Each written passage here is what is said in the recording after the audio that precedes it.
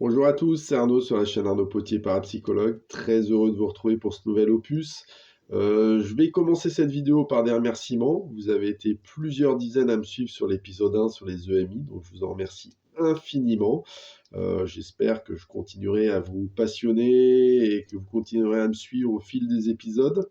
Voilà, pour ceux qui me découvrent aujourd'hui, eh bien, bienvenue. La chaîne est une chaîne à but pédagogique qui aborde des notions de spiritualité, développement personnel et paranormal. Voilà. Si les vidéos vous plaisent, toujours pareil, n'hésitez pas, un petit pouce bleu en dessous de la vidéo, ça me permettra de faire progresser un peu plus rapidement la chaîne. Voilà. Alors aujourd'hui, on va aborder une notion qui nous a tous et toutes un jour au moins passionnés ou interrogés, c'est la notion de peut-on prédire l'avenir? Alors, avant de vous répondre sur la question par oui ou par non et de vous donner mon opinion, qui ne restera que mon opinion, j'aimerais réaborder avec vous avant les notions de cas et de samsara, ou samsara selon la prononciation de chacun, qui sont deux notions jumelles.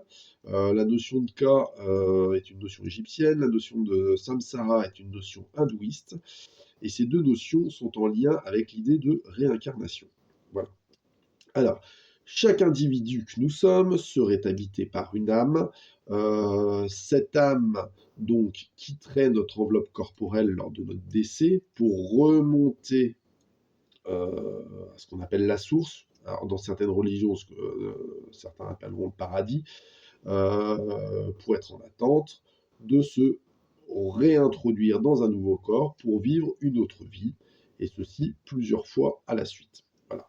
Alors, pourquoi un tel mécanisme? L'idée serait qu'à chaque vie incarnée, l'âme puisse travailler sur certains points et acquérir une certaine sagesse sur des notions visées.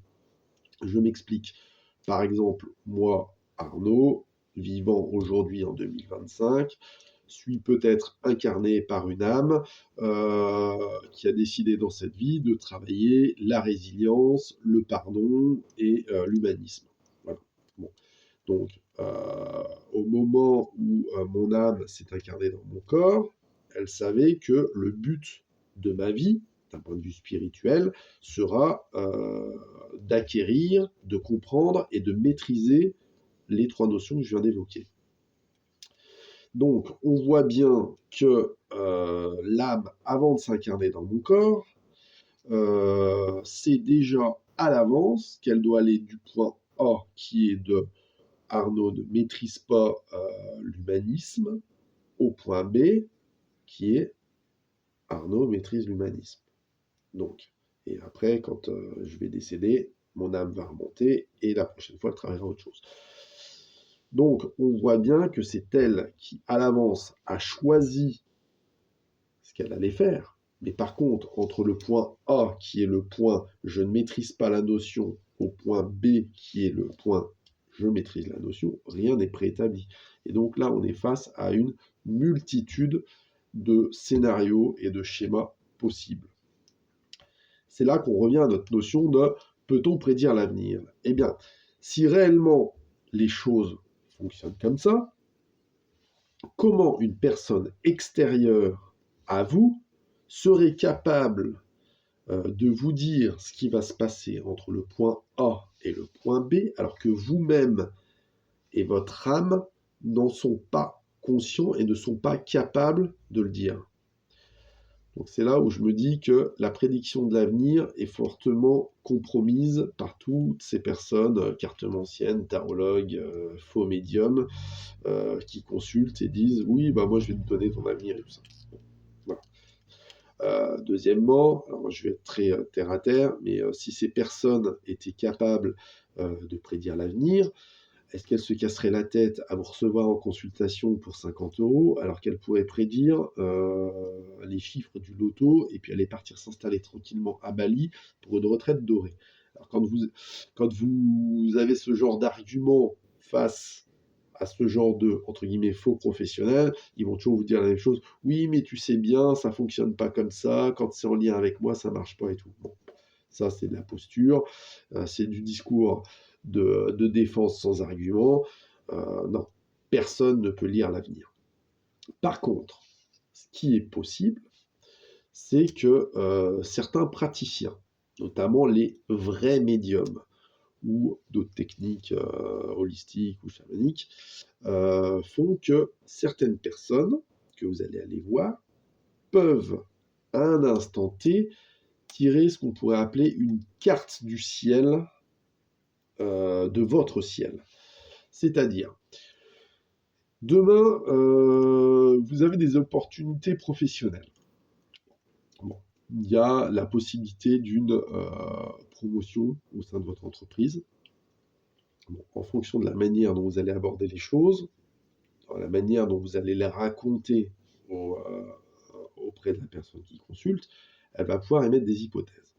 Si vous arrivez en disant alors, je vais l'avoir cette promotion et tout, est-ce que je vais être promu, quand est-ce que j'aurai le poste et tout, bon, on voit déjà, ne serait-ce que par un travail purement de mentalisme, on voit déjà que vous êtes excité face à l'idée d'être promu, et donc que vous avez envie d'avoir ce poste. Donc si vous avez envie d'avoir ce poste, inconsciemment, vous allez être plutôt enclin à mettre en place des choses qui vont vous permettre d'obtenir ce poste, c'est-à-dire être irréprochable au boulot, être hyper dynamique, aller de l'avant, vous renseigner sur le cahier des charges pour pouvoir assumer cette tâche et tout ça.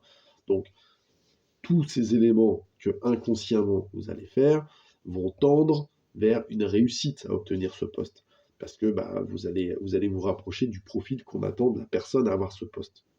Donc, la personne, le médium ou l'autre praticien qui est capable de vous lire psychologiquement dans votre attitude que vous lui proposez, qui va être capable aussi de ressentir votre vibration énergétique et de voir, la personne, là, elle vibre super haut. Donc oui, elle a envie de ce poste, et elle est pleine d'énergie, et elle attire tout à elle comme un aimant. Donc oui, il y a de fortes chances qu'elle obtienne ce poste. Donc elle va pouvoir vous dire, oui, il y a de fortes chances que tu aies ce poste.